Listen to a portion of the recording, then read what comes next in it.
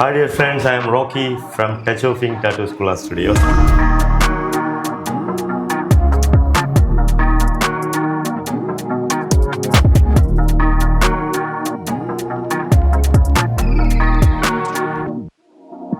Okay, ഇന്ന് നമുക്ക് ഒരു അടിപൊളി ഒരു വർക്ക് നടക്കുകയാണ്.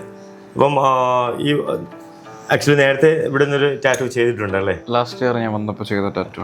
ലാസ്റ്റ് ഇയർ ചെയ്തിട്ടൊരു ബാൻഡാണ്. ആക്ച്വലി ഇതൊരു കസ്റ്റം ബാൻഡ് ആയിരുന്നല്ലേ? അന്ന് നമ്മൾ കുറച്ച് നേരം ഇരുന്നിട്ട് ഒരു കസ്റ്റം ചെയ്തിട്ടല്ലേ?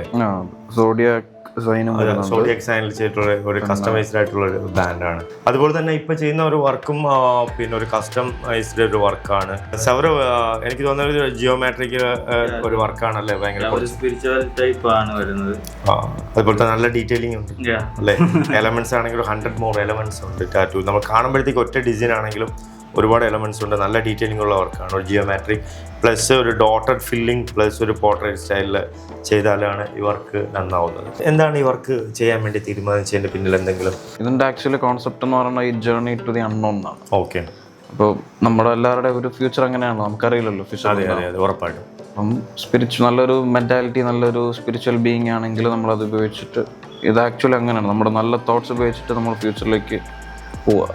അൺനോൺ ആയിട്ടുള്ള ഒരു ജേർണിയിൽ നല്ലൊരു സ്പിരിച്വൽ മെന്റാലിറ്റിയിൽ പോകാൻ വേണ്ടിയിട്ടുള്ള ഒരു പീസ്ഫുൾ മൈൻഡ് സെക്ടർ ആയിട്ടുള്ള ആൾക്കാരായിരിക്കും കൂടുതൽ ചൂസ് ചെയ്യണമെന്ന് തോന്നുന്നു അല്ലേ സൗരവ്?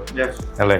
ഒരു സ്പിരിച്വൽ ടാറ്റൂസ് നമ്മൾ തന്നെ ചെയ്യുമല്ലോ. ഈ ട്രഡീഷണൽ ടാറ്റൂസിൽ പെടുന്ന ഒരുപാട് കാറ്റഗറി നമ്മൾ ചെയ്യുമല്ലോ സൗരവ്. എന്താണ് ട്രഡീഷണൽ ടാറ്റൂസിനെ കുറിച്ചിട്ട് സൗരവിന് എന്തെങ്കിലും? ഇത് മോസ്റ്റ് കോമൺലി ഇപ്പം ആൾക്കാർ കുറവാണ് അങ്ങനെ ചെയ്യുന്നത്. പക്ഷേ കൂടുതൽ ആൾക്കാർക്ക് എല്ലാവർക്കും അത്രത്തോളം നോളജ് ഉണ്ടാവുന്നില്ല. ടാറ്റിന് അത്രത്തോളം ഇത് പാഷൻ കൊടുക്കുന്നില്ല, അത്രത്തോളം സ്നേഹിക്കുന്ന ആൾക്കാരാണെങ്കിൽ അതിന്റെ മീനിങ് നോക്കി ചെയ്യുന്നവരാണ്. മനസ്സിലായി. ഓക്കെ. അപ്പൊ പല കാറ്റഗറി വരുന്നുണ്ട്. ഇപ്പൊ ഇതിപ്പോ ആണെങ്കിൽ സ്പിരിച്വാലിറ്റി വരും. ബ്രോ പറഞ്ഞ പോലെ ബ്രോക്ക് ഇതിനായ കുറച്ച് കാര്യങ്ങളുണ്ട്. ഓരോരോ എലമെന്റ്സിന് ഓരോരോ മീനിങ് ഉണ്ട്. മനസ്സിലായി. പുള്ളി അതൊക്കെ നോക്കി റെഫർ ചെയ്തിട്ടാണ് പുള്ളി ഈ ഒരു ഡിസൈൻ ചൂസ് ചെയ്തത്. മീനിങ് ഫുൾ ടാറ്റൂസ് അല്ലേ?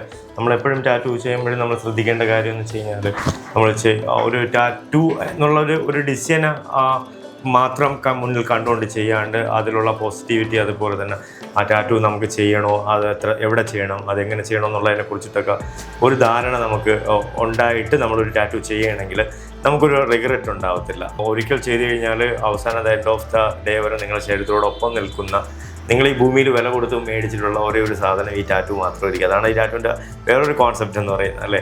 ആർക്കും നമ്മളെ ഇതിനെ എടുത്ത് മാറ്റാനോ ഒന്നും പറ്റത്തില്ല. ഇത് അവിടെ തന്നെ ഉണ്ടാവും. അപ്പം അങ്ങനെയുള്ളൊരു സാധനം നമ്മൾ ചെയ്യുമ്പോഴത്തേക്കും ഉറപ്പായിട്ടും അത് അടിപൊളിയായിട്ട് തന്നെ ചെയ്യാൻ ശ്രമിക്കുക. അതിൻ്റെ ആഴങ്ങളിലോട്ട് ഇറങ്ങി ചെന്ന് അതെന്താണെന്ന് മനസ്സിലാക്കി ചെയ്യാൻ ശ്രമിക്കുക. അങ്ങനെ ചെയ്ത് കഴിഞ്ഞാൽ നമുക്കൊരു റിഗ്രറ്റ് ഉണ്ടാകത്തില്ല. അതുപോലെ ഇവിടെ ഒരു സിമ്പിൾ ഒരു ടാറ്റുവും ചെയ്യുന്നുണ്ട്. ഇതൊരു തൃശ്ശൂർ കോൺസെപ്റ്റ്, ഓം തൃശ്ശൂർ കോൺസെപ്റ്റിൽ ചെയ്തുകൊണ്ടിരിക്കുന്ന ടാറ്റുവാണ്. വളരെ സിമ്പിൾ ടാറ്റൂസാണ്. അതിനൊരു പവറുണ്ട് ആ ടാറ്റു അല്ലേ? ആ ടാറ്റുവിൻ്റെ ആ പ്ലേസ്മെൻറ്റ്, അതുപോലെ തന്നെ ആ ഡിസൈൻ മേക്കിങ് ഒക്കെ കാണുമ്പോഴത്തേക്കും നമുക്ക് സിമ്പിളായിരുന്നാലും ശരി ഒരു പവർഫുൾ എന്ന് പറയാൻ പറ്റുന്ന ഡിസൈൻസാണ്. അപ്പോൾ ടാറ്റുവിൽ തന്നെ നമുക്ക് അങ്ങനെയും കുറേ ഡിസൈൻസ് ഉണ്ട്. നമുക്ക് വലിയ ടാറ്റു തന്നെ ചെയ്യണമെന്നുള്ള ഇതൊന്നുമില്ല. എപ്പോഴും ടാറ്റു ചെയ്യുമ്പോഴത്തേക്കും നിങ്ങൾ സ്റ്റാർട്ടിങ്ങിൽ ഒരു ചെറിയ ടാറ്റു ചെയ്ത് നോക്കുക.